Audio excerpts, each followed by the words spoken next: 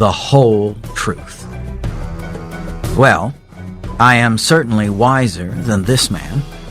It is only too likely that neither of us has any knowledge to boast of, but he thinks that he knows something which he does not know, whereas I am quite conscious of my ignorance.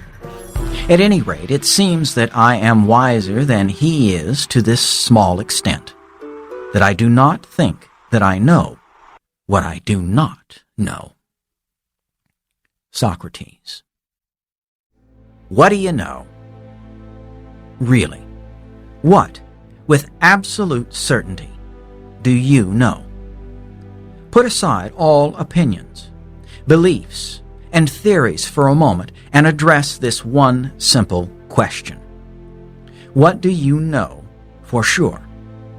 Or as Thoreau put it, let us settle ourselves and work and wedge our feet downward through the mud and slush of opinion and prejudice and tradition and delusion and appearance, that alluvion which covers the globe, through church and state, through poetry and philosophy and religion, till we come to a hard bottom and rocks in place, which we can call reality, and say, this is, and no mistake, and then begin.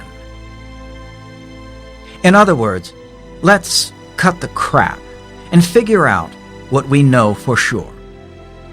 The cogito does exactly that, and it's very simple.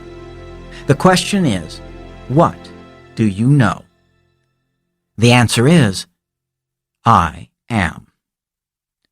All other so-called facts are really non-facts and belong in the category of consensual reality and relative truth, i.e., unreal reality and untrue truth.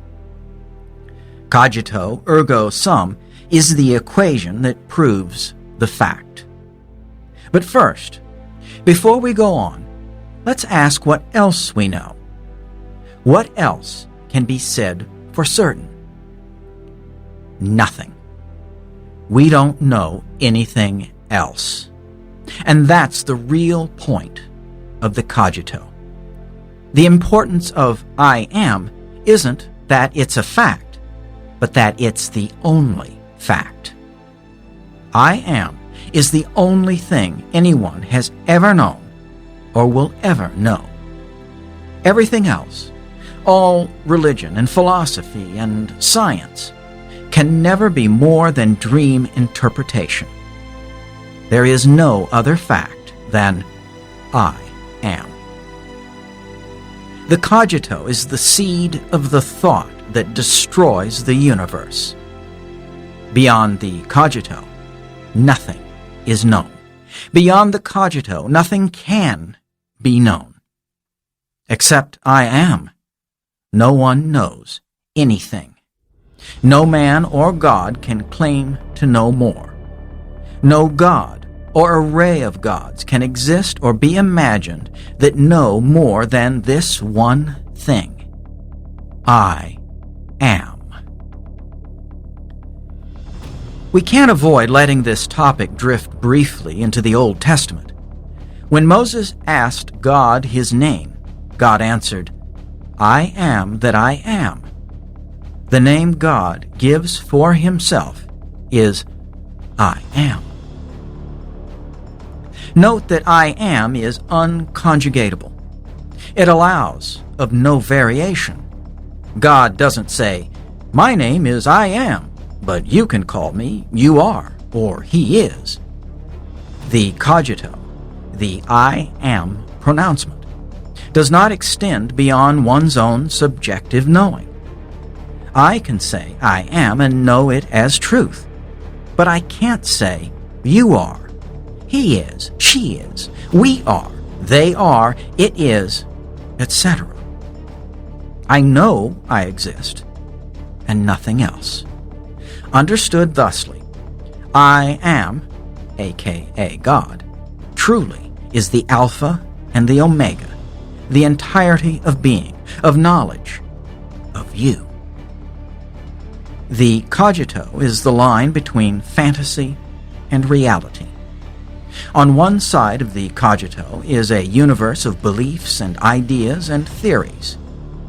To cross the line is to leave all that behind. No theory, concept, belief, opinion, or debate can have any possible basis in reality once the ramifications of the cogito have fully saturated the mind.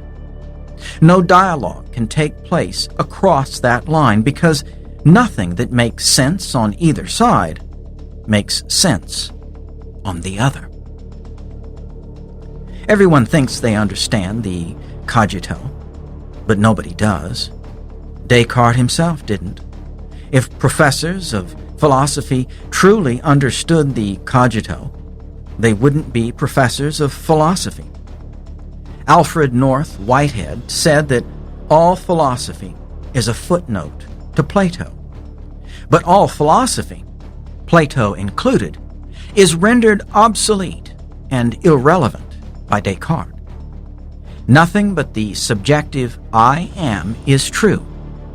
So what's the point of prattling on? There's simply nothing else to say. The cogito isn't a mere thought or an idea. It's an ego-eating virus that, if we are able to lower our defenses against it, will eventually devour all illusion. Once we know the cogito, we can begin systematically unknowing everything we think we know, and unraveling the self we think we are. To understand the cogito at the surface level takes a minute or so. To let it devour you from the inside out can take years. Life is but a dream. There is no such thing as objective reality. Two cannot be proven. Nothing can be shown to exist. Time and space, love and hate, good and evil, cause and effect are all just ideas. Anyone who says they know anything is really saying they don't know the only thing. Any assertion of truth other than I am is a confession of ignorance. The greatest religious and philosophical thoughts and ideas in the history of man contain no more truth than the bleating of sheep. The greatest books are no more authoritative than the greatest luncheon meats. No one knows anything. Disprove it for yourself. Anyone wishing to deny these statements about the meaning of the cogito need merely prove that something, anything, is true. By all means, give it a try. Smash your head against it. But it can't be done. The cogito is like a Molotov cocktail with which we can firebomb our own mind, safe in the knowledge that truth doesn't burn. This, however, is not the end of the journey of awakening. It's just the beginning.